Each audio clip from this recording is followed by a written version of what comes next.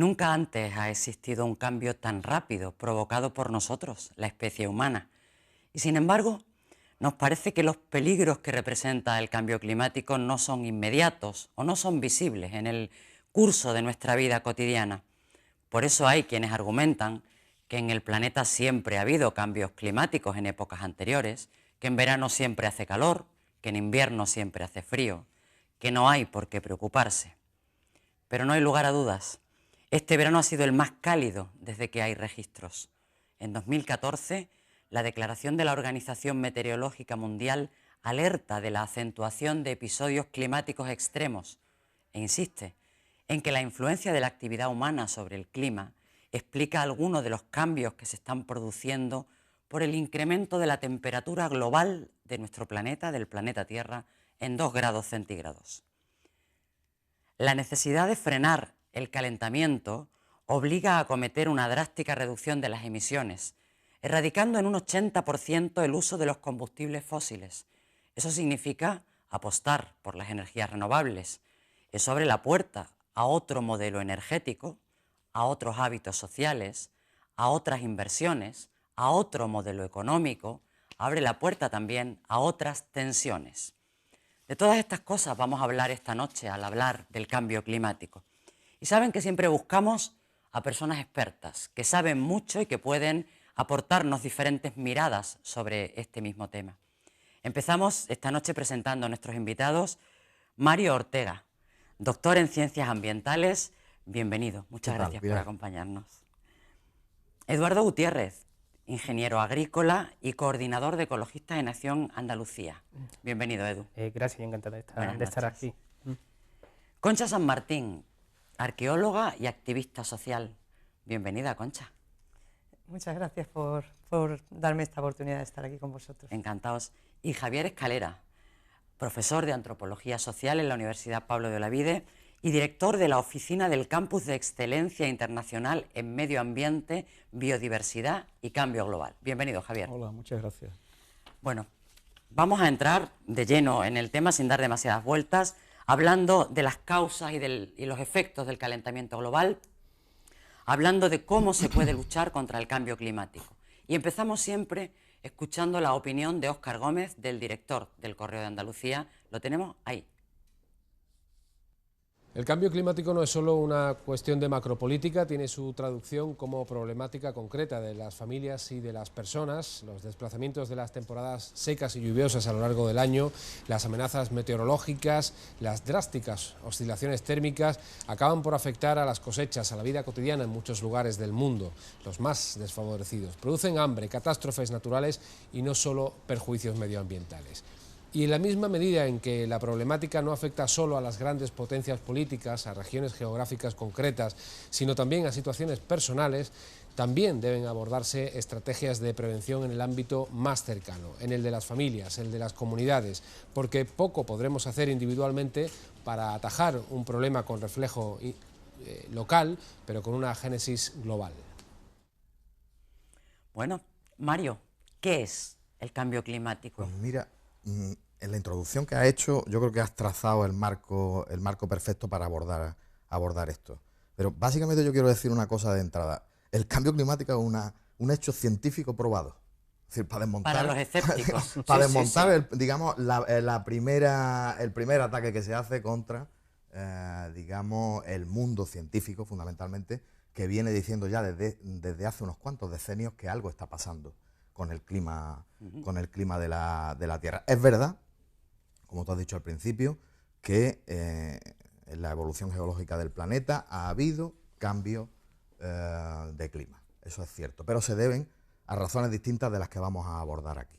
Se deben, pues, desde que la Tierra gira como una peonza y el eje se pandea, entonces la radiación solar que llega sobre la superficie de la Tierra es distinto, se debe a fenómenos geológicos, a erupciones volcánicas o a otro tipo de fenómenos, y esos cambios han sido lentos y progresivos, y bien, es verdad que a la vida le ha afectado, pero la vida se ha ido adaptando también lentamente a lo que ha ido ocurriendo sobre la superficie terrestre, la biosfera, ¿no?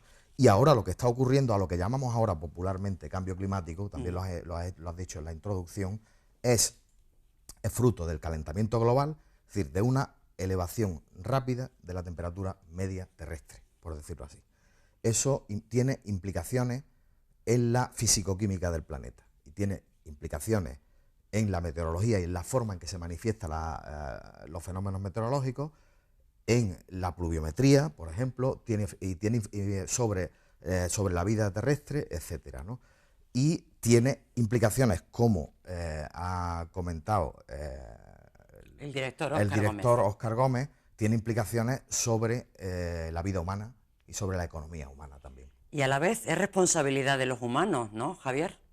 ¿Es responsabilidad de la especie humana? Claro, bueno, es exactamente. Yo creo que yo no soy especialista como Mario, soy antropólogo y entonces nosotros utilizamos otras referencias y otros.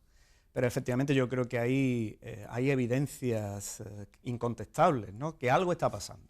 Eso no es discutible. Se puede haber opiniones en qué sentido, si es calentamiento, si es enfriamiento, si hay unas variables u otras, pero está claro que hay un cambio, y muy bien ha dicho Mario, acelerado.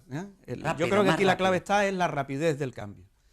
Y es claro que ahí hay una influencia antrópica, ¿no? Evidentemente, ¿no? Hay autores que hablan del antropoceno como la nueva era geológica en la que la actividad humana está incidiendo como antes incidían otros factores de carácter, bueno, pues geológico, de carácter, digamos, de la dinámica, ¿no? del planeta desde el punto de vista físico. Pero yo ahí sí que introduciría un matiz, porque me parece que no es justo hablar de la especie. Yo creo que hay determinados seres humanos que han influido mucho más que otros en este proceso. Yo creo que eso es algo que debemos de tener muy claro siempre, ¿no? Nuestro planeta y nuestra especie, o en nuestro planeta, nuestra especie no es, digamos, no es uniforme. La desigualdad desde hace siglos es una clave fundamental que hay que tener en cuenta a la hora de aproximarnos a cualquier fenómeno humano y en este caso también a un fenómeno en el que la actividad humana, las relaciones humanas tienen trascendencia más allá del propio ser humano. Entonces yo creo que esa clave de la desigualdad como un elemento fundamental a la hora de, sobre todo a la hora de buscar las responsabilidades y a la hora de buscar también las posibles soluciones, es una cosa fundamental. Y después otra cosa que quizás lo dejo aquí apuntado para no extenderme demasiado, creo que cuando hablamos de cambio climático, cuando tratamos el cambio climático, muchas veces se hace de manera aislada. Yo creo que para entender el cambio climático y poder abordarlo, hay que entenderlo en un contexto de cambio mucho más global, en el que no solo existen fenómenos o procesos que tienen, digamos, referidos al clima, sino que tiene que ver con otras muchas cuestiones, con los movimientos de población, con el crecimiento de la pobreza, con la esquilmación en base a la apropiación de unos de los recursos de otros. Es decir, que hay un cambio mucho más global y que además la solución o las vías de paliación del cambio climático no podrán venir si no se aborda un cambio en otros muchos aspectos. O sea que algunos los producen, pero nos afecta a todos como seres humanos. Concha, la desigualdad también hasta este extremo llega a afectar en cuanto a la responsabilidad sobre el cambio climático, pero es verdad, como apuntaba Javier, que nos afecta a todos como seres humanos. Nos afecta a todos, pero efectivamente hay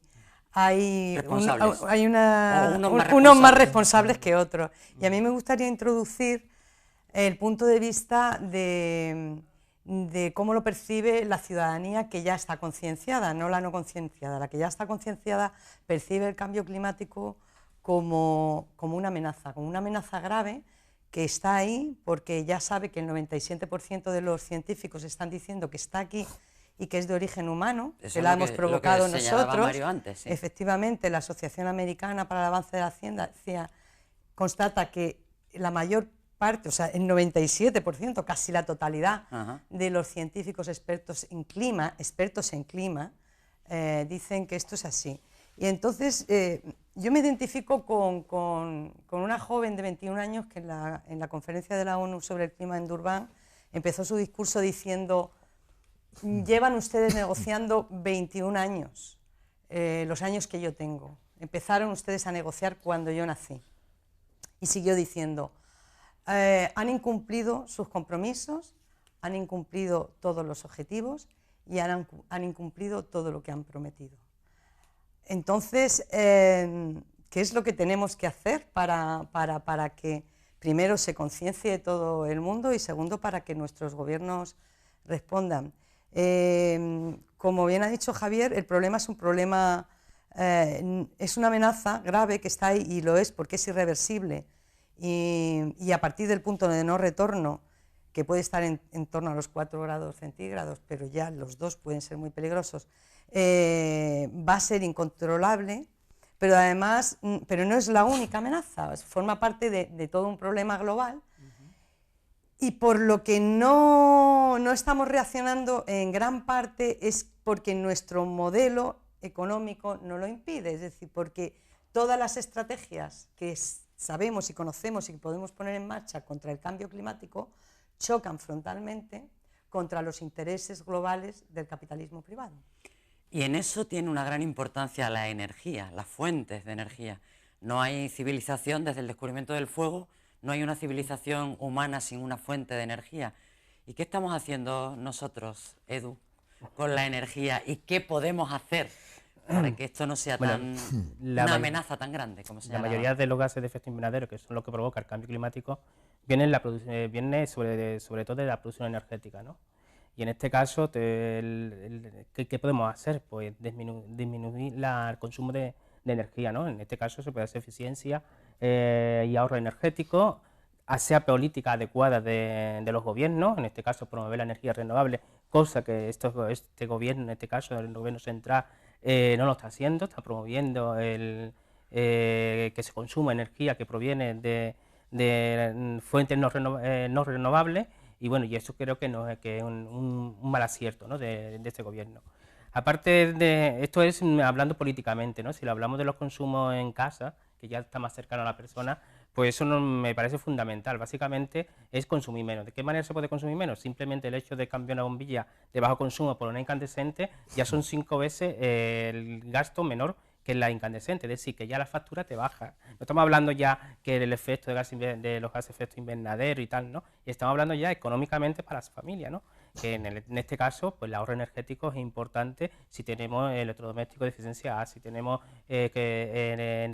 bombillas de bajo consumo, etcétera, etcétera, etcétera. Y es lo que tú has dicho, son ámbitos en la sociedad, ¿no? Hay que cambiar esos ámbitos de consumo, esos ámbitos de producir energía, esos ámbitos de transporte, que son los principales motivos, efectos de los gases de efecto invernadero, el transporte y el consumo de energía, y todo esto pues habría que de alguna manera contrarrestarlo, ¿no? Y en este caso pues se puede hacer desde la parte política, social, y otra parte ya de la parte que nos corresponde aquí, que es más cercana, ¿no?, en las propias casas, ¿no? Que en este caso simplemente he hecho cambiar una bombilla y ya estamos disminuyendo 5 veces el consumo de energía, ¿no? ¿Es la ecología una nueva economía, Mario? Fíjate que tienen el mismo prefijo. Yo creo que la ecología contiene a la economía. Explícanoslo, para que la contiene, bueno, la economía no es más que un subsistema dentro de este mundo en el que vivimos, y la ecología es una ciencia relacional, ¿no? Y la economía también está relacionada con el entorno, no solo con los procesos internos de los cuales los economistas aíslan y creen que eso no está en ningún mundo, ¿no? Los procesos, digamos, económicos están dentro del mundo real y por tanto afectan al mundo real y se afectan mutuamente. Me interesa, si me permite, sí, por porque es que me supuesto. parece las matizaciones que ha hecho Javier me parecen relevantes. Pues claro que sí. Me parecen relevantes. Hay un cambio climático, no todo el mundo lo ha provocado. Tampoco es que vamos... Hay culpables a lo que señalar, no solo culpables, digamos, como países, como modelo también. Totalmente. Y también los ecologistas decimos muchas veces que lo primero que se manifestó de la crisis que vivimos ahora es el cambio climático, pero responde a la misma causa. Es decir, es un modelo que, como ha dicho Concha al principio, que ha rematado su intervención hablando de la cuestión del capitalismo, es decir, es que este proceso acelerado es por 2 motivos. Porque hay una revolución industrial y se descubre una mecánica de aprovechamiento intensivo de un modelo energético, pero al mismo tiempo porque hay un sistema que se basa en el crecimiento permanente y en la extracción de los recursos sin darle valor ni precio. Sin darle valor ni precio. Y ahí es donde estamos. ¿Quién es culpable de esto, verdad, Javier? Es la cuadratura del círculo en el discurso de lucha contra el cambio climático, ¿no? No se puede conseguir, bueno, en general, ¿no? Cuando se habla de sostenibilidad, el capitalismo es en esencia insostenible. Es decir, la lógica capitalista es insostenible. El crecimiento continuado y exponencial es algo que no es sostenible directamente. Y eso, si lo aplicamos al cambio climático, igual, es decir, no se puede paliar, no ya solucionar, que es complicado. Yo creo que eso también hay que ser muy claro con la gente. Es decir, tal como hemos llegado, no es posible volver al punto cero. Lo que tenemos que es enfrentarnos de la mejor manera posible, evitando los impactos más graves de esto que ya tenemos encima. No se puede ni siquiera hacer eso si no se cambia de raíz la lógica del sistema que nos ha llevado a esta situación, ¿no? Y en ese sentido, efectivamente, también hay que tener en cuenta que si es verdad que no toda la humanidad tiene el mismo grado de responsabilidad, también la otra parte, es decir, no toda la humanidad está sufriendo de la misma manera el cambio climático. De hecho, por ejemplo, en Dinamarca están muy contentos porque se van a convertir en el Caribe de Europa, diríamos, ¿Y quién ¿no? lo sufre más? Pues las sociedades que están primero en unas situaciones más límites desde el punto de vista de las variables climáticas. Ahí Mario nos puede, diríamos, explicar mucho mejor el asunto. Es decir, las zonas que ya son desérticas o están en un proceso de desertización. Los más pobres, además. Y claramente Andalucía está ahí. Y después las sociedades que tienen menos recursos, porque en Australia posiblemente tengan más capacidad en todos los sentidos, digamos, funcionando con la lógica del sistema capitalista para enfrentarse y solucionar, bueno, paliar, poner aire acondicionado en todas las casas, por ejemplo, ¿no? Pero en otras sociedades, como la nuestra, por ejemplo, la capacidad de hacer frente a esto que se nos viene encima son mucho menores y vamos a pagar mucho más el pato, valga la forma, que otras sociedades que además son las que fundamentalmente han provocado de manera, las sociedades industriales o industrializadas, han provocado de manera mucho más contundente, mucho más clara el proceso que estamos sufriendo. Digamos nombres, porque en noviembre, el mes que viene, hay una cumbre en París, la enésima cumbre del cambio climático, la cumbre del clima, en la que Estados Unidos, China, Japón, la Unión Europea, no sé si falta alguien o queréis eliminar a alguien, pero entre los principales causantes del cambio climático. ¿Qué van a hacer en París, Edu? ¿Hay alguna esperanza de que...? Esperemos que haya un acuerdo global que vincula todo el tema de cambio climático, que sean acuerdos reales, y bueno, porque es que estamos hablando de escenarios bastante graves, ¿no? Hay escenarios optimistas, que como tú has dicho, que puede subir 2 grados, pero hay escenarios pesimistas, que puede subir 5 grados, y eso puede ser catastrófico. Pues sí, a final de siglo. A final de siglo, eso y puede además ser... lo dicen el Banco Mundial y la Agencia Internacional de la Energía, o sea que... Sí, y eso es no capitalismo lo dice puro y cualquiera, duro, eso no lo son dice cualquiera, ecologistas en acción. Lo dicen ellos mismos. Es capitalismo puro y Lo dicen duro. ellos mismos y bueno, y todo lo que llevan el tema económico, todo el tema ese, ¿no?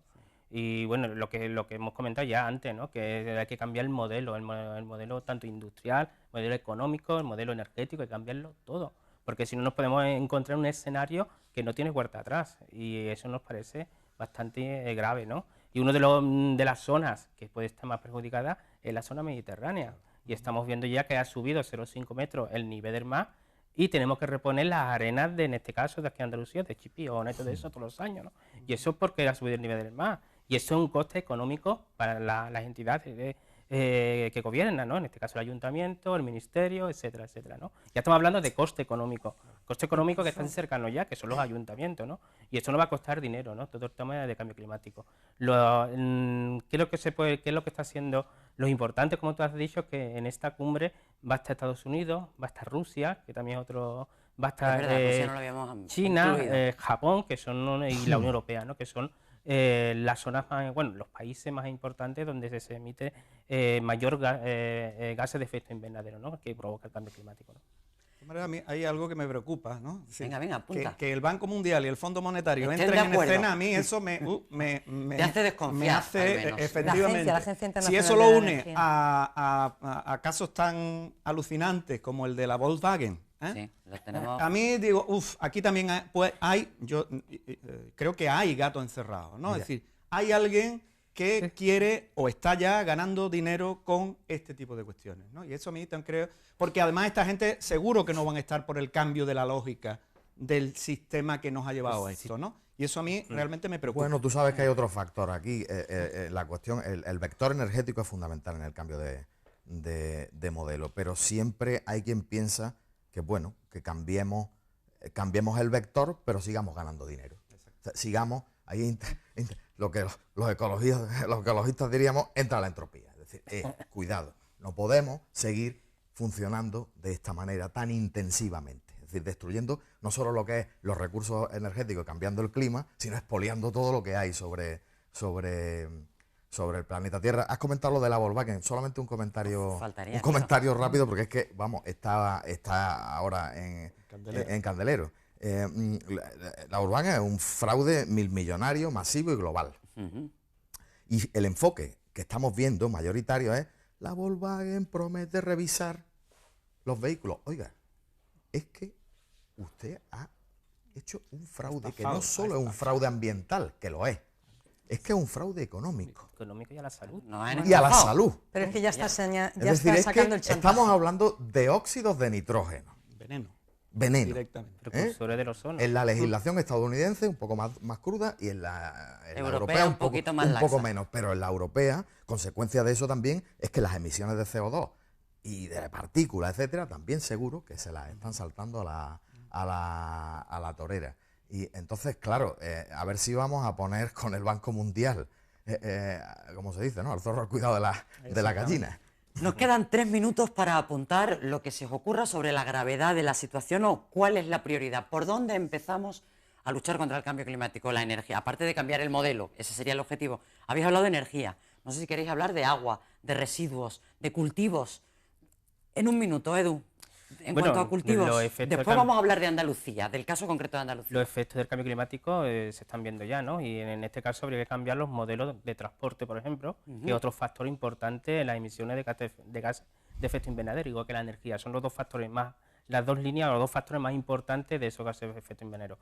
¿Qué es lo que hay que hacer? Pues en este caso, el tema de movilidad sostenible, una movilidad, política de movilidad a nivel de ayuntamiento, a nivel de autonómico y a nivel estatal, ¿no? Donde se promueva una movilidad sostenible y de gran capacidad para que la Eso gente es deje el los tren, coches. por ejemplo. El tren de cercanía, no estamos hablando del AVE, porque eso es algo elitista que poca gente lo puede coger, o una vez al mes, ¿no? Porque toda la gente tiene que ir a trabajar a Madrid y no va a coger el AVE. Y además que solamente ha dejado, que me parece sorprendente, que para ir a Madrid el único tren que haya sea el AVE, que me parece escandaloso, ¿no? Y bueno, y lo que se está promoviendo con el tema de toda la partida de infraestructuras del gobierno central, ¿no? Implantación de nuevas autovías, implantación de nuevos AVEs, es decir, que estamos hablando de unas políticas que no son las más adecuadas, ¿no? En el tema de transporte. Si hablamos de energía, pues también se está promoviendo la energía no renovable este gobierno, ¿no? Y esto es lo que hay que cambiar de alguna manera, ¿no? ¿Y el agua? Concha, la igualdad en el acceso al uso del agua. Bueno, en el agua, con el cambio climático vamos a tener graves problemas, aparte de la salinización del océano, la salinización de los acuíferos, en Andalucía y en muchos sitios una desertización creciente, y todo eso va a cambiar nuestra realidad de forma potente. Cultivos van a desaparecer, formas de vida si no se va transitando a ese otro nuevo modelo, a ese modelo ecológico. Javier. De la economía. Y en relación con esto entra o coincide con un proceso que afortunadamente parece que empieza a revertirse, pero que está ahí todavía, de privatización del agua. Nos podemos encontrar en un momento de escasez extrema que además es propiedad privada. De privatización de todo. Y del agua especialmente, ¿no? Yo de creo lo que ese antes es muy no grave. era privado. ¿Cómo podemos empezar a poner barreras o poner parches? Pues recuperando el control público del agua. Yo creo que es algo vital. Bien, pues vamos apuntando. Saben que siempre nos gusta plantear la realidad con todas sus crudezas o incluso con la visión global más importante y a la vez buscar maneras o decisiones para cambiar la realidad. Vámonos unos minutos a publicidad y enseguida estamos de vuelta para hablar de Andalucía como uno de los territorios más vulnerables ante el cambio climático. No se vayan, volvemos enseguida.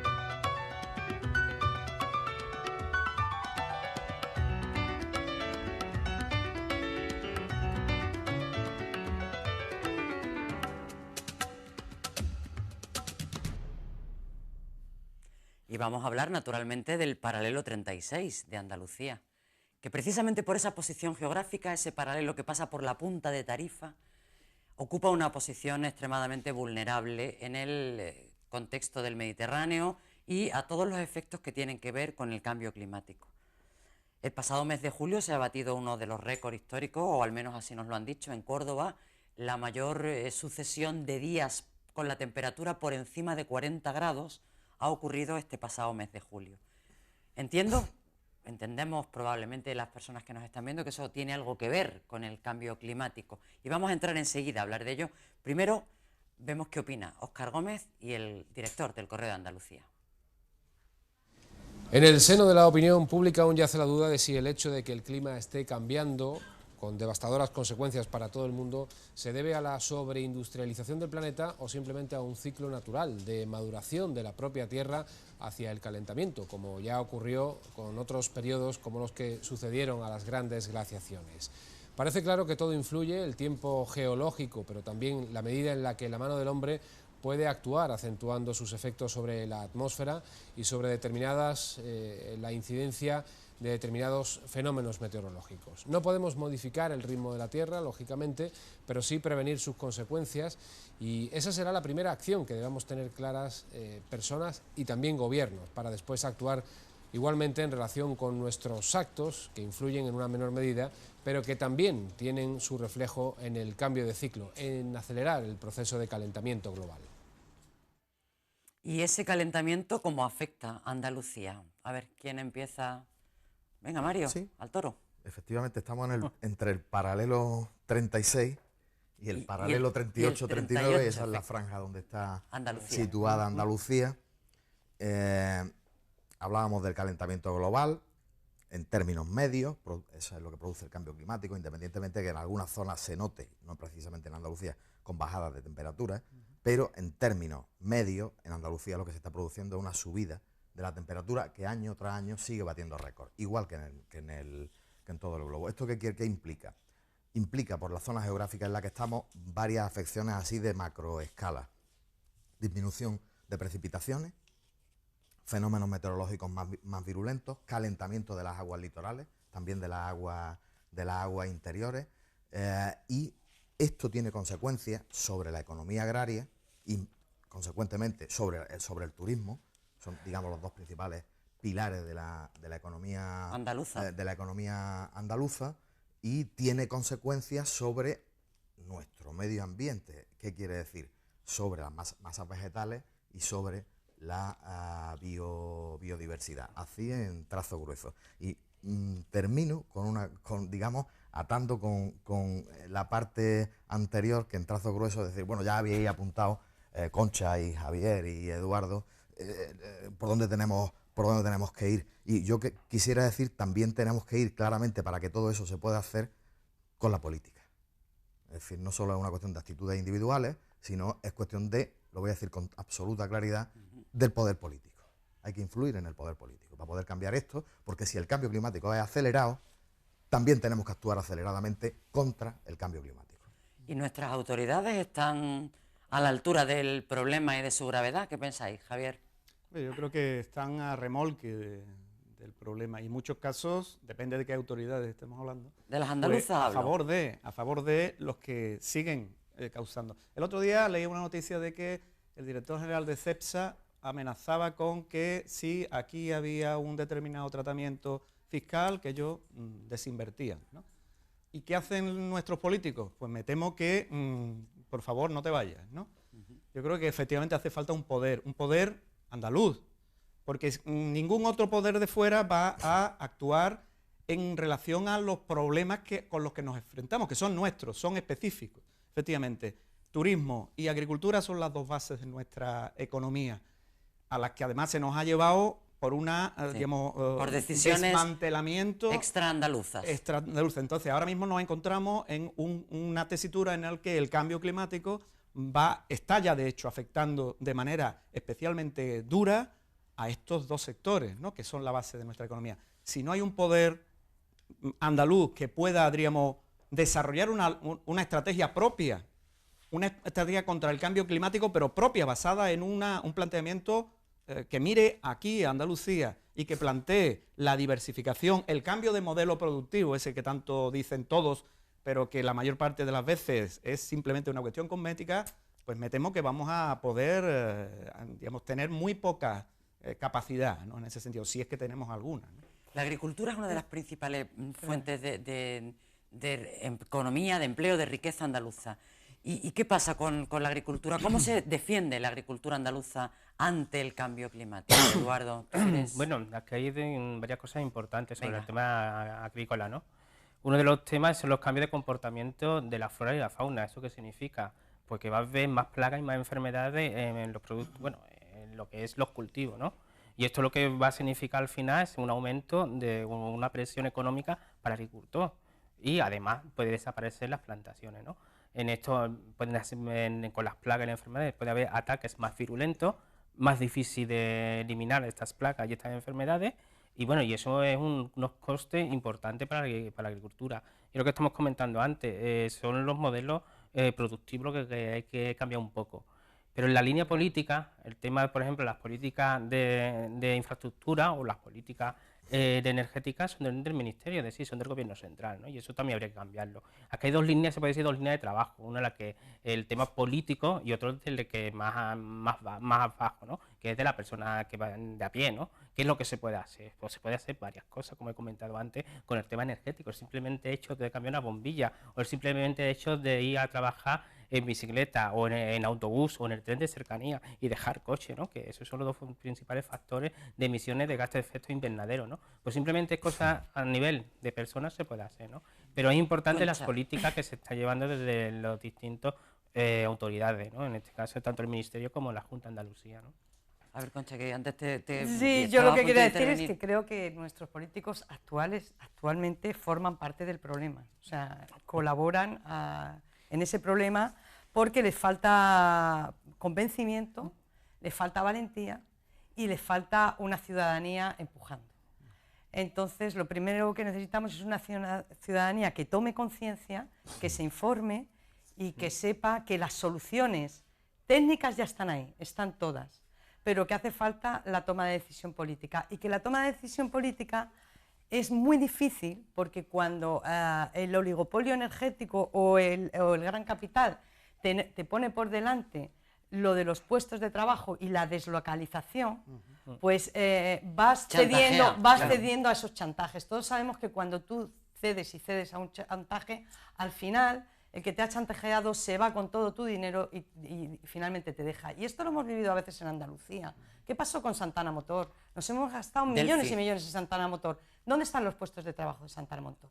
Entonces hay que tener la valentía para decir, hasta aquí hemos llegado. Y ahora vamos a impulsar nosotros una economía en Andalucía, porque como bien habéis dicho, el problema no nos lo van a resolver de fuera, y tenemos que ser valientes para determinados tránsitos que pueden ser difíciles, pero que nos auguran un futuro mucho mejor, más soberano y más independiente. Y en determinados temas, los pactos tienen que ser de Estado.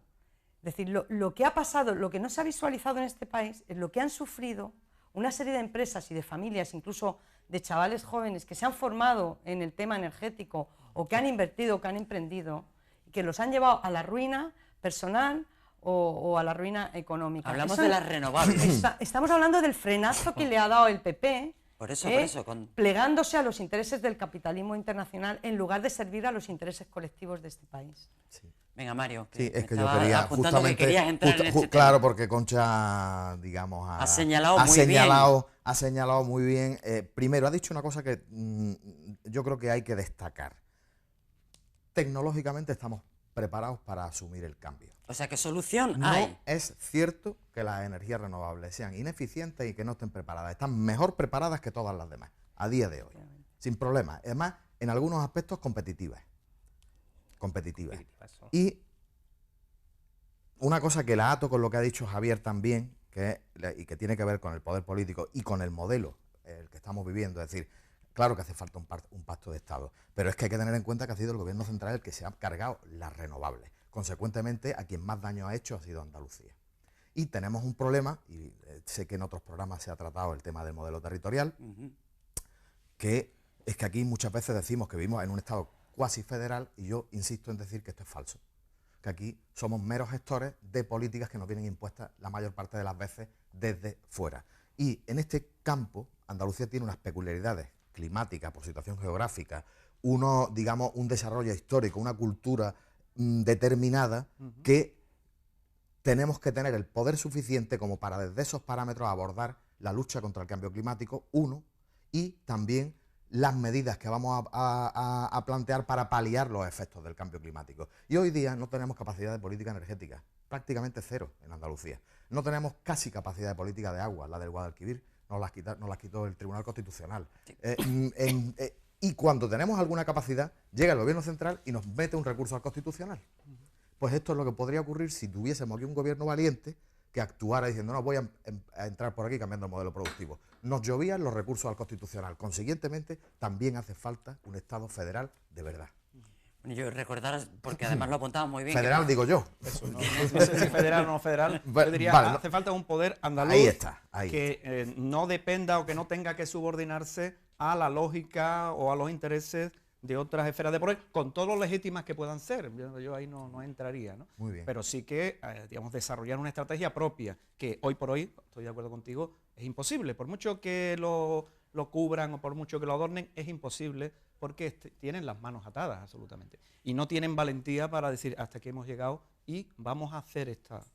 Pero Concha apuntaba que hacía falta una ciudadanía que marcara objetivos y que la ciudadanía es la que nos está viendo, la gente, las personas que nos están viendo en estos momentos, eso es fundamental. Nosotros y quienes nos están viendo somos esa ciudadanía que puede cambiar las cosas, ¿no? Que puede hacer que el Guadalquivir no pase por Madrid, como dice el Tribunal Constitucional, que no es exactamente lo que decía el Estatuto de Autonomía de Andalucía, que decía otra cosa.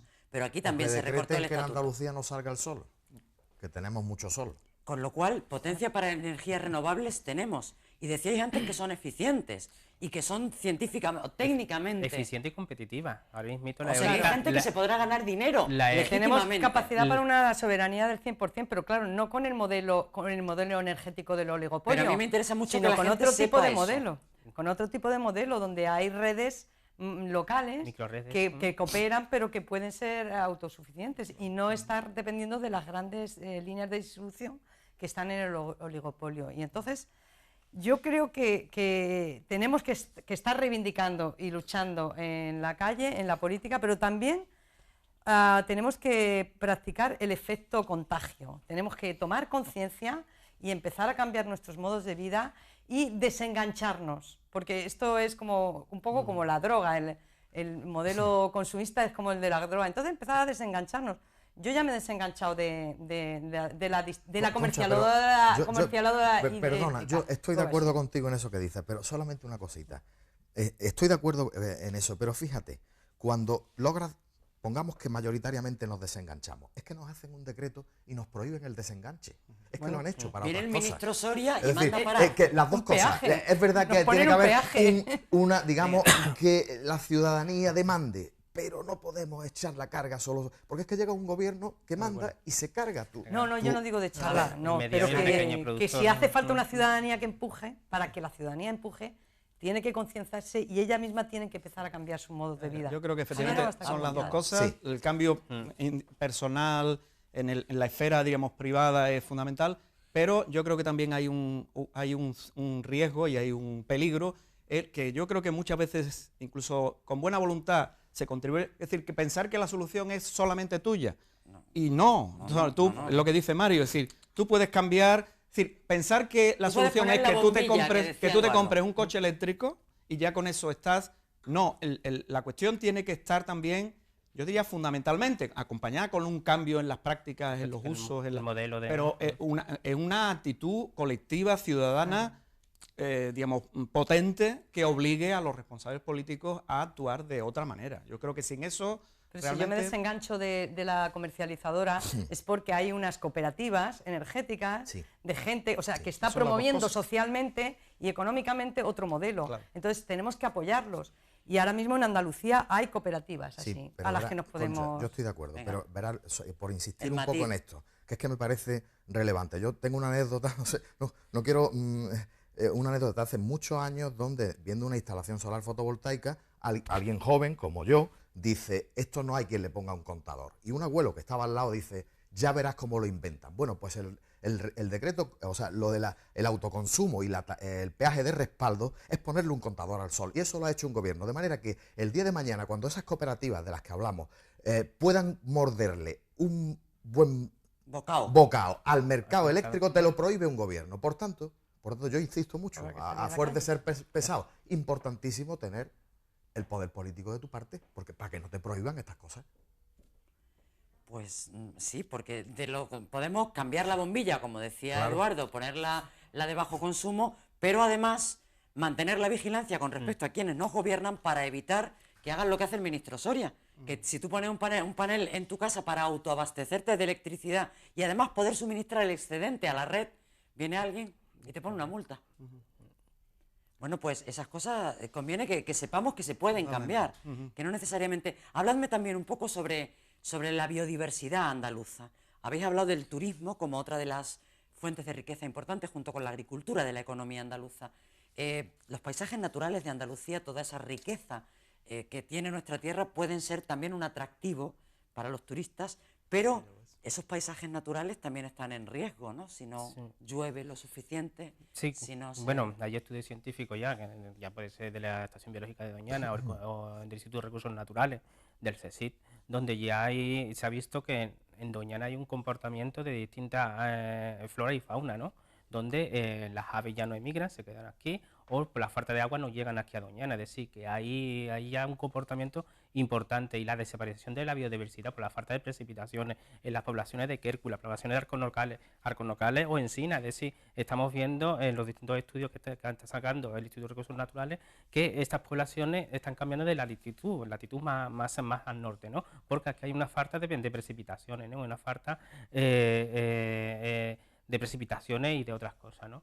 Y esto es un cambio de la biodiversidad importante de Andalucía. Estamos hablando de Alcornoque y Encina, que es un sector ya productivo para el jamón serrano, ¿no? Y esto estamos hablando ya de económico, ¿no? El tema económico, no estamos hablando de biodiversidad, que está muy bien, los pajaritos, pero estamos hablando ya aquí de un sector económico importante para Andalucía, ¿no? Que es el tema del cerdo ibérico, ¿no? Y esto nos parece algo muy grave, ¿no? Donde había que, de alguna manera, pues, cambiar el cambio. Y otra cosa que me interesa, el mundo rural, que en Andalucía es muy grande, y hay muchas andaluzas y muchos andaluces que viven en el mundo rural. Si la temperatura sube una media de 2 grados o más en esos entornos, si las precipitaciones disminuyen, o sea, si hay sequía y hay aridez, ¿qué futuro le espera a la gente que vive en el mundo rural en Andalucía? Sí, ¿O es que tenemos que irnos todos a vivir en la ciudad? Es que no vamos a poderlo solucionar solo en Andalucía, y sin embargo, porque es una emergencia global y el problema nos va a venir y se va a desertificar o vamos a tener todos los problemas que vayamos a tener. Entonces se trata de que tenemos que contribuir todos desde lo local a solucionar esa emergencia global. Pero todos, cada uno en su municipio, tenemos que empezar a reducir las emisiones de CO2, todo el mundo, en todos sitios. Porque si lo hacemos nosotros, pero no lo hacen otros países, vamos a seguir recibiendo los efectos adversos. Por tanto, aquí volvemos a estar en un problema de privatización de las ganancias y socialización de las pérdidas. O sea, aquí quien lo están llevando calentito es quienes dicen que esto es una tontería y están alimentando bien con sus fondos a todos los foros negacionistas para que tengamos la percepción de la equidistancia entre los científicos, cuando en esos foros ellos no llevan expertos en clima, llevan científicos de otras áreas, economistas, no sé qué, y lo que hace falta es que tenemos que trabajar desde lo local y ir subiendo esos escalones, pero el federalismo nos va a solucionar, vale, esa autonomía de decisión, pero si no ponemos de acuerdo con todos los otros estados federados y sobre todo no nos ponemos de acuerdo con todos los estados europeos y con las grandes potencias industriales, que son las que están contaminando, no aquí, están contaminando en otras partes del planeta porque compran las cuotas de emisión de CO2. En cualquier caso, son ellos los que están contaminando. Pues si no luchamos de forma global, en plan mosaico, ¿no? Desde mi pueblo hago algo, pero lo tiene que hacer el del pueblo de al lado, lo tiene que hacer la comunidad, lo tiene que hacer el Estado y lo tiene que hacer Europa. Piensa global y actúa local. Que Claro. el lema, Luego la el vieja lema máxima clásico. ecologista De todas sigue maneras, siendo... Por una pequeña alusión, he mencionado la palabra federalismo, tal vez no debiera porque era otro debate. No, pero aquí... Pero más que nada yo me Yo soy refería un poco federalista a desde hace mucho en la- tiempo, pero- sí, pero lo digo no para sé. no confundir, ¿no?, con el tema de, digamos, central, ¿no? Territorializar la economía me parece fundamental. Y esto, es decir, potenciar las relaciones de proximidad. Yo creo que eso es básico. Y claro, que tengamos soberanía sobre nuestras relaciones de proximidad, respetando lo que se llama principio de subsidiariedad, que efectivamente lo que es en otros marcos habrá que discutirlo en otros marcos, pero al menos que en el nuestro, lo que nos afecta y que podamos hacer en el nuestro, podamos decidirlo en los niveles institucionales distintos, en los locales, por supuesto. Pues vuelven a quedarnos 3 minutos para que resumáis el mensaje que os parezca más importante para que las personas que nos están viendo, que son muchos y en muchos sitios, se queden con alguna idea clara respecto a que podemos paliar lo que amenaza con ser irreversible.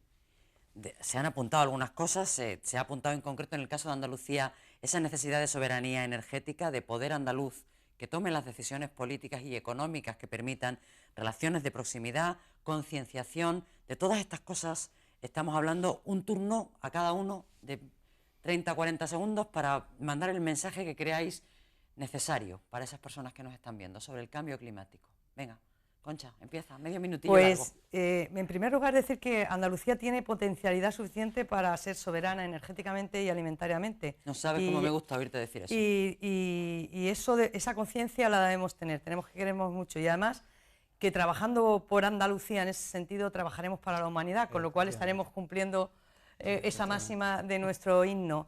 Pero a mí me gustaría terminar con la conclusión de Naomi Klein en su último libro, que recomiendo a todo el mundo, la conclusión de la introducción, donde dice que estamos ante una difícil decisión. O el clima lo cambia todo, o lo cambiamos todos para alejar ese escenario. Y para alejar ese escenario, pues es imprescindible la ecología política y social. Javier, buen mensaje. No, yo quizás dejar un mensaje de optimismo. Yo en este caso siempre, ¿no?, tiendo a mirar la botella medio llena, ¿no? Y creo que como en muchas otras cuestiones, este grave problema, también es una oportunidad para hacer las cosas de otra manera y para innovar y para crear. No para volver al punto cero, que insisto, yo creo que eso, también vender ese discurso me parece que es peligroso, pero sí de buscar alternativas mejores a lo que nos ha llevado hasta ahora. Y yo creo que en Andalucía tenemos, quizás porque estamos en una situación particularmente crítica, especiales posibilidades y especiales necesidades de hacerlo. Perfecto, Edu. Bueno, yo me gustaría que el día 28-29 de noviembre, que es en cita. París, la conferencia de las Naciones Unidas sobre cambio climático, llegue a un acuerdo global que sea vinculante, ¿no? No igual que Kioto y eso, que se ha llevado poco a poco, no se ha cumplido en los gobiernos. Y bueno, y parece ser que en este caso esperemos que sea vinculante lo que se llegue de acuerdo respecto al cambio climático, ¿no? Y bueno, y que todos los gobiernos estén de acuerdo, ¿no?